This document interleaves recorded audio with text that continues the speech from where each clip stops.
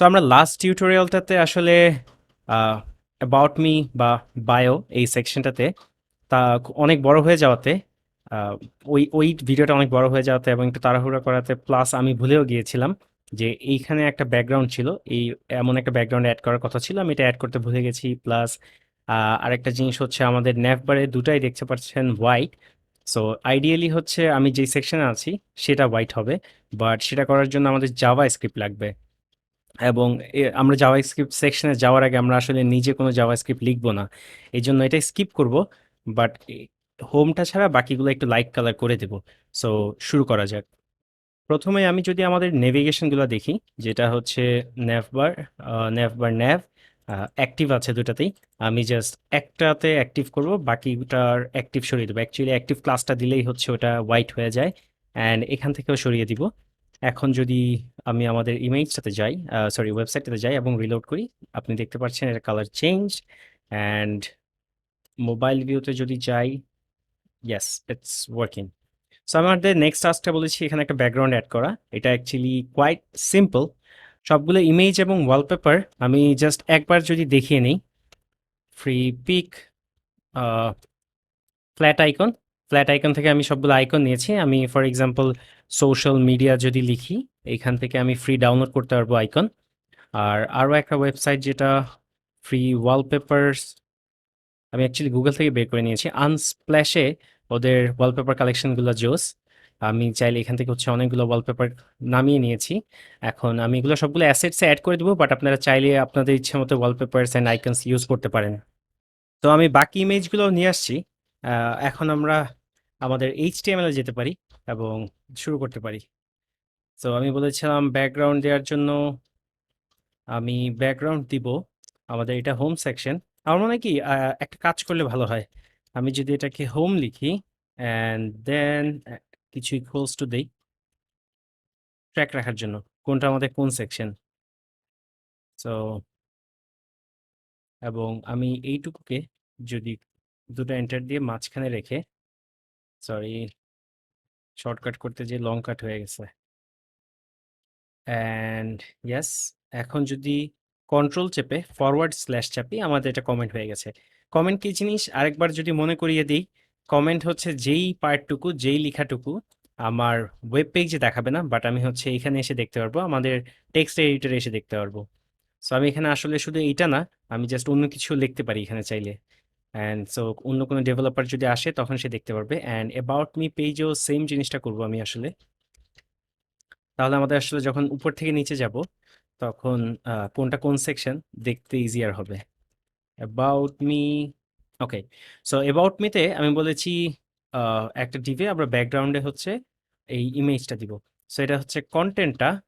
আমি এই কন্টেন্টটাতে আমি অ্যাকচুয়ালি এই আইডিটাতে দিই। সো আমি যদি, ওকে, সো আমি যদি আইডিটা ধরি এবং আইডি ধরার জন্য আমি বলছিলাম হ্যাশ দিয়ে দিতে হবে। এবং অ্যাবাউট মিতে আমি একটা ব্যাকগ্রাউন্ড ইমেজ দিব। আমার ইমেজটা আছে, ইউআরএল ইমেজটা আছে।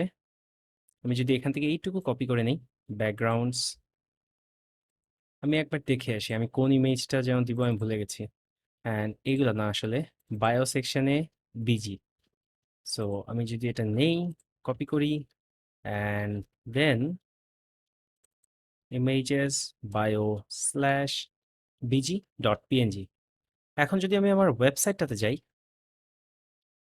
এখন যদি আমি রিলোড দেই, একটা ব্যাকগ্রাউন্ড চলে আসছে বাট খুবই বাজে অবস্থা ব্যাকগ্রাউন্ডটার। অ্যান্ড এটাকে এখন একটু আমরা শেপ দিব।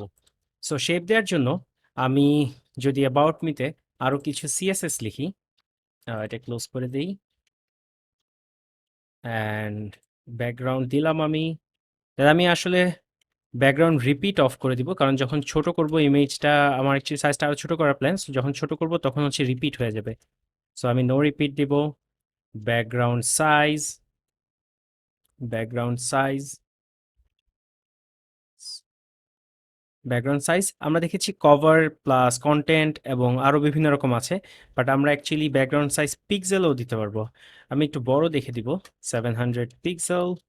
অ্যান্ড দেন ব্যাকগ্রাউন্ড পজিশন একটা প্রপার্টি বলেছিলাম, ব্যাকগ্রাউন্ড পজিশন অ্যান্ড ব্যাকগ্রাউন্ড পজিশনও হচ্ছে সেন্টার, তারপরে রাইট লেফট এমন ছিল। বাট ব্যাকগ্রাউন্ড পজিশনকে যদি আমরা একটু ভাঙি, ব্যাকগ্রাউন্ড পজিশন এক্স আছে and then background position y আছে। সো আমি এক্স বলতে হরিজেন্টালি, হরিজেন্টালি আমি সেন্টার করব অ্যান্ড ব্যাকগ্রাউন্ড পজিশন ওয়াই, ওয়াইতে হচ্ছে উপরে রাখবো, দ্যাট ইজ উপরে, আমার ওয়েবসাইটের উপরের দিকে সেন্টারে থাকবে, স্টার্ট টপ অ্যাকচুয়ালি। সো এখন যদি আমি সেভ করে আমার ওয়েবসাইটে যাই, রিলোড করি, দেখতে পারবেন টপে চলে আসছে এটা। অ্যান্ড ইভেন এটা যদি রেসপন্সিভে যাই, I think it's okay. So আসলে ছবিটা পিছিয়ে সুন্দর করে রয়ে গেছে। অ্যান্ড যখন বড় স্ক্রিনে যাব, সেটা সেন্টারেই আছে এখনো। সো আমাদের ব্যাকগ্রাউন্ডটাও দেয়া হয়ে গেল, উপরে এই কাজটাও হয়ে গেল। আই গেস এইটুকু ডান।